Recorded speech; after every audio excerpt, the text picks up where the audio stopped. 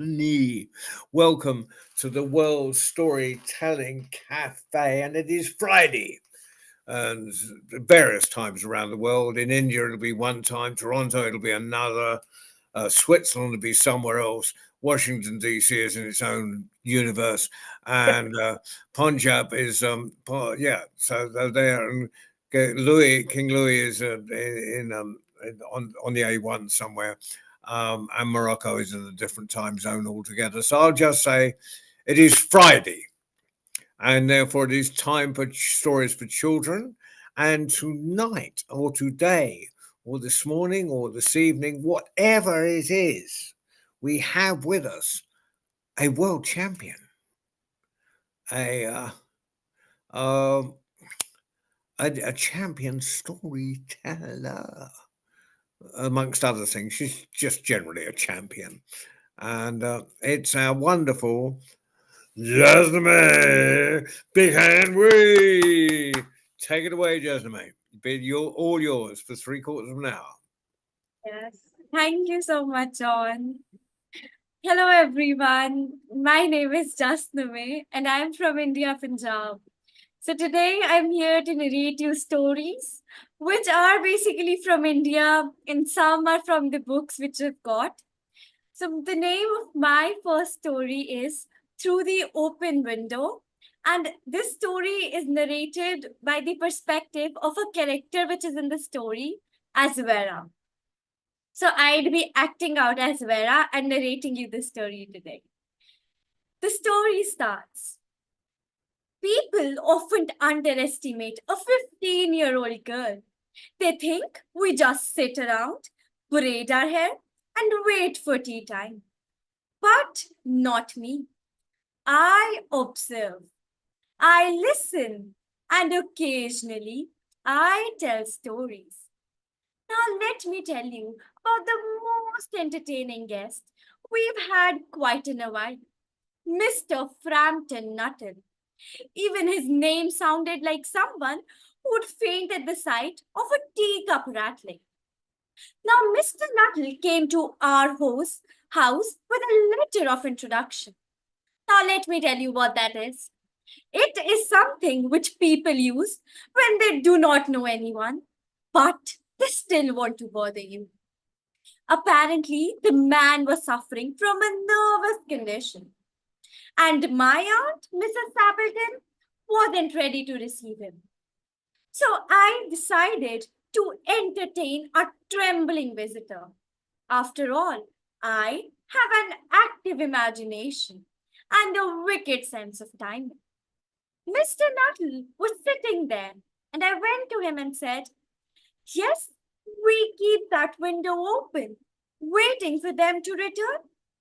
You should have seen his face. His eyes went rounder than the scones at tea time. And Mr. Nuttall was looking at the window. And I continued. 3 years ago, Aunt and two of her brothers went out for a day's shooting. They never came back. Tragic bog accident. Bodies never recovered. And Mr. Nuttall was freezed. He was shocked. He was traumatized. He was everything and scared because he believed that. I made him believe that at the end. And then in walked Aunt Sappleton, cheerfully chatting about how her brothers and her husband would be back soon. Now, Mr. Nuttall looked towards the window, towards me, and towards my aunt, wondering what will happen further in our house. But nothing happened, but something did. 3 minutes later, three very alive, very muddy men came walking through the window, through the open window, of course. And Mr. Nuttall, gone, he went like Cinderella at midnight. And perhaps, I think, he set a new land speed record there. Now, my aunt was confused. She did not know what was happening. And I did not want to get scolding. So I covered it up and said, "Perhaps The spaniel frightened him. He once told me he had a horrible experience with a pack of stray dogs and it left him scared. Now, every time he sees a dog, he is traumatized. And I could not help that for sure. You see, storytelling isn't just about words. All this time, I did not deny that I told him everything, but I never said that I lied to him. Storytelling is about timing, curiosity, and a little bit of mischief. And if people are going to enter our house looking for rest and recovery, well, they should know better than to trust a girl with an imagination and who is 15 years old. Thank you. So, this was my first story for tonight. And I'm continuing my next story, which is The Ribbon Maiden. Now, you see, way back in time, in the middle of a small village, in the middle of a forest, there lived a girl. This girl was not an ordinary girl. She was the most beautiful girl. Not beautiful in her looks, but as well as her art. She sew ribbons, and they were the most beautiful ones. Every villager in that village wore that ribbon, whether it was a cap, whether it was a dress, whether it was a skirt. Every one of them wore those ribbons. Every one of the village sewed those ribbons onto their clothes because for them it was a gift. But everyone in the village had fine clothes. And they had no one to show them off because whenever you went outside in the village, you would see a man, a girl, a boy, a woman wearing the same ribbon. Now, people thought that they had to show it off to someone, but they were confused. Where should they go? So one day they decided that they would go to the city. And naturally, they wore those beautiful clothes with beautiful ribbons, which were sewn by that girl. They went to the city all decked up and they entered the palace. As soon as those common villagers entered the palace, the emperor was seated. He was observing everything, but he was not speaking. And after all the villagers left, the emperor was furious. Without any reason, you might think, but there was a reason. The reason was that all the villagers had beautiful clothes. They had ribbons on their clothes, which made them look more presentable. And there was the emperor sitting with those boring cloaks. Now, emperor told his servants that he needs that girl right now in his palace. Now, his servants went to do their job. They crossed the forest, they went into the village, and they looked out for the girl. Now, it was quite difficult to find her, but they did find her. The servants went and said, "You girl, the emperor wants to see you." Well, the girl replied, "I do not particularly want to see the emperor, and I will not go with you." Now the servants were shocked. The girl was very brave. She was not listening to the orders of the emperor. But the servants thought, if today that girl did not go to the palace, they would lose their jobs, which they could not afford. So they picked up the girl, crossed the village, crossed all the houses, all the villages, the dark, dense forest, and they entered the palace. "You girl," the emperor said to the girl after she was dragged in, "you will make me the finest ribbons you've ever made in all your life. I want them." "Pardon me," she said. "You think you can send your servants to my house, cross the forest, cross the village, and pick me up and take me? Do you think that you can do this and order me to make you the finest ribbons I have ever made in all my life?" You do have to be joking. Brave, she might have been. But you cannot speak to emperors like this, certainly, without terrible things happening to you the next moment. It won't come as a surprise that the emperor was angry, furious, and he decided that he would have her locked up. And if she did not do what she was ordered to do, her head would be cut off.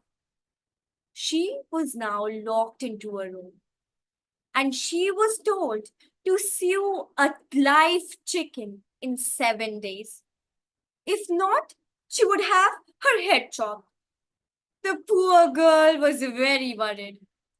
She not only had to sew a chicken, but had to sew a chicken which was live.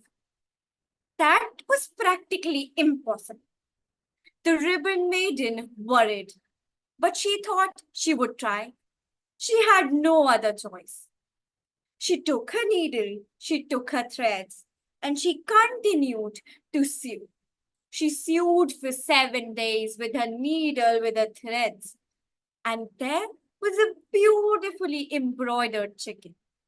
But it was still an embroidered chicken and not a live one. That chicken was in front of her. Now she started to cry because she did not want only her body to live. She wanted her head too.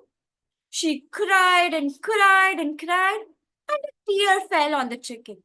And she bit her thumb, and a drop of blood fell onto the chicken. And suddenly, there was a live chicken in front of her, not an embroidered one anymore. In walked the emperor, waiting to see what was ready for him. There you are, she said. That, if I'm not mistaken, is a live chicken. Here, you can have it and let me go. The emperor was still confused. You did not see it, sneered the emperor. Someone bought it in for you. With that, the chicken flapped, pecked the emperor, and jumped off the window. Right, said the emperor. Now you are to sew a live peacock with beautiful feather, and every feather should have an eye on it. If not, you know what happens. What happens is a head is being chopped off. Now she got ready to do it. She took her needle, she took her threads, and she kept on sewing for 7 days. She sewed and she sewed, and there was the most beautiful peacock with every feather having an eye on it. But that peacock was not alive yet. The girl started to cry. She was imagining herself without her head. She cried and she cried, and a drop and a tear fell onto the peacock this time. And the same thing happened. She bit her thumb, and a drop of blood fell onto the peacock, and the peacock came alive, as beautiful as you could imagine. In walked Emperor. Emperor said, "Where is the peacock?" And the peacock entered. The emperor still denied. You cannot create this live peacock. You had it sneaked in, right? This time also, the peacock pecked the emperor and it went away from the window. And the girl was crying. She had no choice. She worked so hard, but she had no choice. And the emperor assigned her with the last task. That was to sew a live dragon this. She did so. She took her needle, she took her thread, and for 7 days she kept on sewing it, kept on sewing it. And there was a dragon, sewed and woven by the prettiest threads. But this time, the dragon also came alive as she cried, as she bit her thumb. And as soon as the emperor walked into her room, the emperor was gone into ashes because the dragon breathed out fire. And what was remaining was just ashes. The dragon asked the girl, "Where would you want to go this time?" And the girl said, to my village, to my people. And that's what the dragon did. She climbed upon the dragon. They crossed the palace, they crossed the city, they crossed the forest, and eventually they entered the village. Entering the village, all the villagers met her, and she started to make those ribbons again for them because she was the ribbon maiden for that village. Thank you.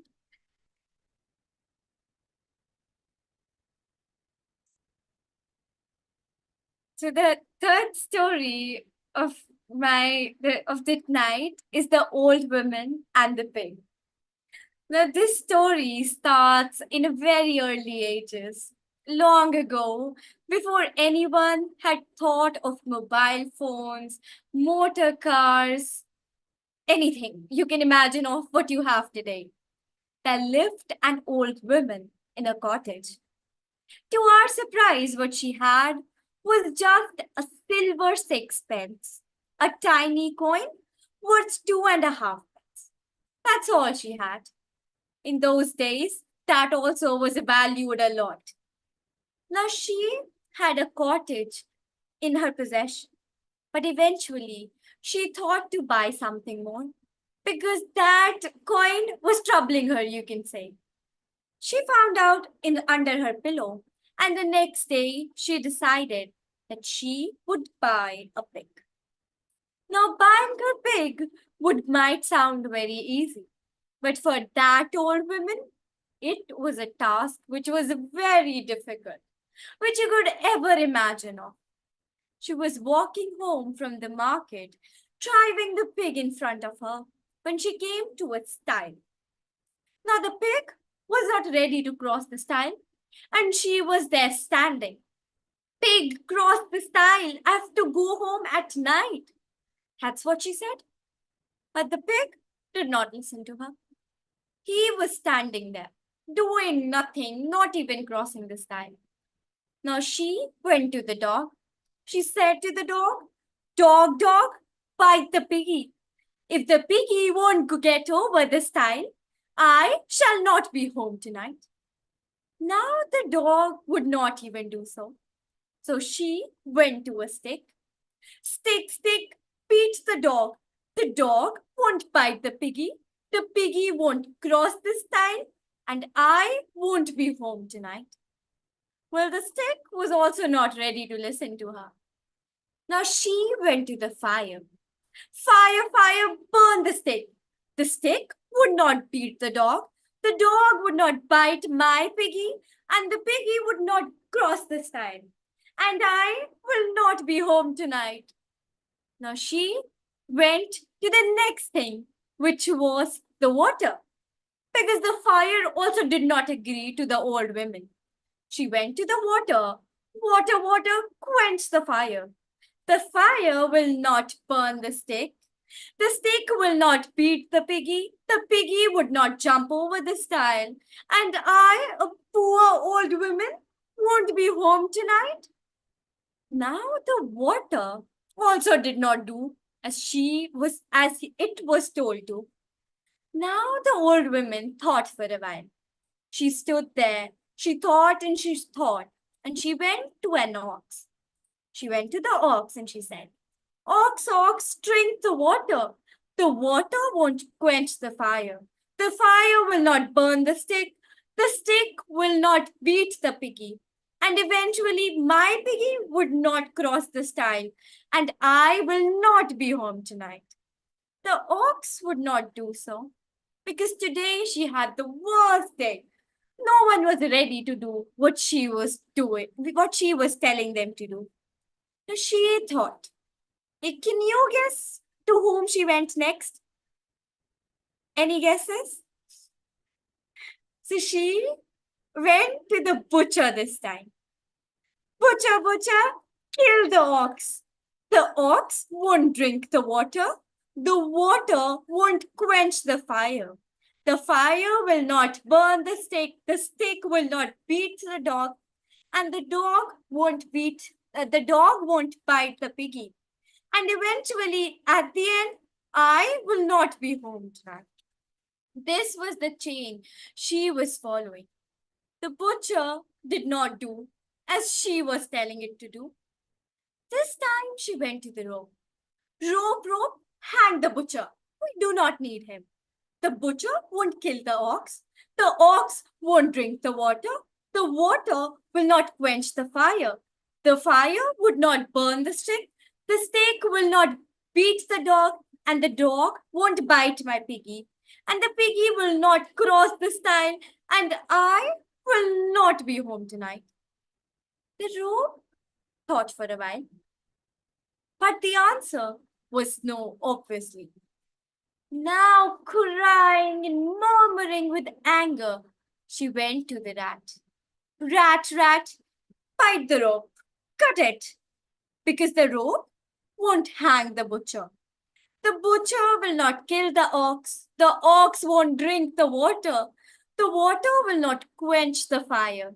The fire won't burn the stick. The stick will not beat the dog, and the dog won't bite my piggy. The piggy will not cross the stile. And eventually, it's I who will not be home tonight. Now the rat also thought for a while.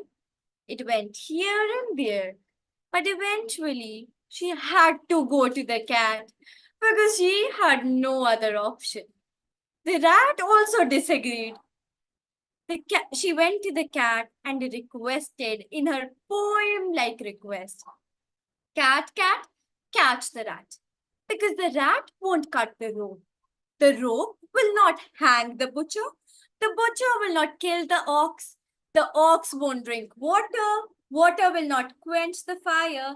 The fire won't burn the stick. The stick won't beat the dog. And the dog won't bite the piggy. Rest you should know by now. The piggy will not cross over the stile. And I am the one who will not be home tonight. For the first time after so many rejections, there was an all right, a yes by the cat. All right, all right, all right. Go to the cow and get me a saucer of milk. I'll catch a rat, and eventually everything will happen as you planned. Now she had no other choice.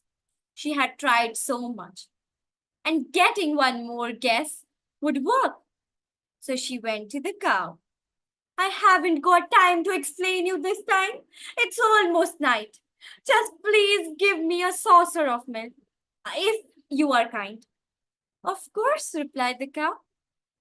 But you will have to do me a favor. Go to that hay and get me some hay. I'll give you a saucer of milk. She did so. She went to the hay. This time she needed no explanation. She did not even had to give explanation to the hay. She just took the hay, went to the cow, and gave it to the cow. The cow took its own sweet time, churning and eating the hay. And finally, she got a saucer of milk. She ran with the saucer of milk to the cat, and the cat drank the milk. The cat now chased the rat. The rat cut the rope. The rope did not hang the butcher but was about to. But then the butcher began to kill the ox. The ox began to drink the water. The water began to put itself on the fire. The fire began to burn the stick. The stick began to beat the dog. And the dog bit the piggy finally.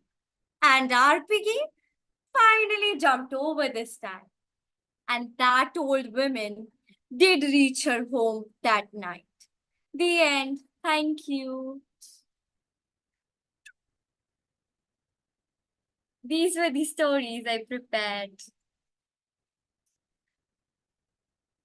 Princess Jasnamah, what a pleasure. It's been far too long, and I'm so glad to see and hear you. I still brag about you, and I talked about you when I was in Marrakesh, but I'm so glad to see you here today. Yay! Thank you so much. I also did miss everyone. Like, it's after so long, I'm doing a session. Had a great time. Well, please don't be a stranger.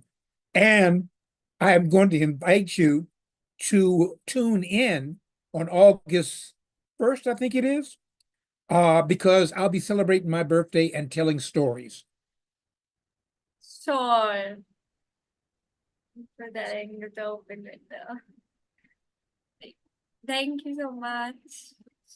Well, thank you. Jasnamah, Yes, John. I haven't got my diary on me, but will you come back to us in July? Or are you busy Sure. in July? No, No, I'll your definitely school come. hasn't started again, has it? So, Like, we have our holidays in June. Like, our holidays start from June. We have our okay. summer holidays here. Yeah, so I'll talk to we'll message each other on Facebook and we'll get a date in July. I might even be in India myself at that point, but way down south. I might be in Chennai. Right, sure. I won't get up as far as Punjab, unfortunately. One day I will. For sure. You should all be here in Punjab too. Yes. Okay. Well, I see Baden is with us late. Has he just come in? Hey, Some of us have work to do, mate. Some of us have got jobs, proper jobs. Yeah, I've been trying to discourage you from that sort of thing. I've only just finished. If I haven't finished properly, I thought I'd drop by while I'm wrapping up some admin. Yeah, well, it's worth it. There's 3 brilliant stories. I know where she got 2 of them from, but I'm not saying. Yes. Yes, I got it from your book, John. Yeah. So, anyway, lovely to have you on. Next Friday is Norman, same time. So we go yeah, from one of our youngest tellers to one we actually found. We found him from the Stone Age, and he's been around ever since then. And we resurrect him every so often. And so we've got Norman Perrin next Friday. We're really looking forward to that. Norman's we know one story he's going to do, but I can't tell you the title, but he can. What's it going to be, Norman? Tiki Tiki Temple, No Sa Rumble, Cherry Berry Root, Chivip Perry Pemble. Excellent. that one. So, another round of applause, please, from everyone for Jasnamah. Jasmine, I don't mean Thank to you. Fantastic. since you were 9 years old. So we look forward to seeing you again in July. I'll talk to your mum and we'll get a date sorted. Yes. Fantastic. Okay. Bye-bye, everyone. Bye. Just Bye. Good to see and hear you. I watched the recording. Bye. Bye, Your Majesty, King Louis. Bye, King Louis. Bye. Good night. Thank Bye, you. Vita. Bye, everybody. Anyone else who's there? Bye-bye. Jasmine, you've been with us since you were 9. You were with us since you were 9. Yes, I'm like 10 or 12. Okay, and how old Yeah, are I you? think I'll be turning 16 this June. It's been around 45 years. you're nearly an old lady. Yes. I remember my 16th birthday. There were only 4 days in a week, but we made it work. I'm kidding, guys. I'm kidding. Yeah, that's when chickens had teeth. Right. Okay. Oh, yeah. Bye-bye, All right. everyone. Take Bye-bye. care, everyone. Bye-bye. Bye-bye. Bye, Bye. Missy. Bye. See you Thank later. you, Waleed, for flying the magic carpet. Bye. Bye, Babsy. Yeah.